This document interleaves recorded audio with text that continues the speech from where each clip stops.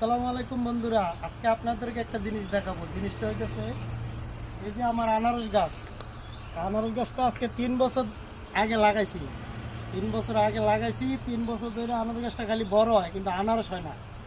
গেছে 2 মাস আগে আনারস গাছে ফল আইছে। মাশাআল্লাহ, দেখেন কত সুন্দর আনারসটা হয়েছে। আজকে আনারসটা কাটমু। এখন আনারসটা কাটমু, আপনারা দেখেন, কাইটটা খামু, সবার রিভিউ লমু, আপনারা খালি দেখবেন। বিসমিল্লাহ।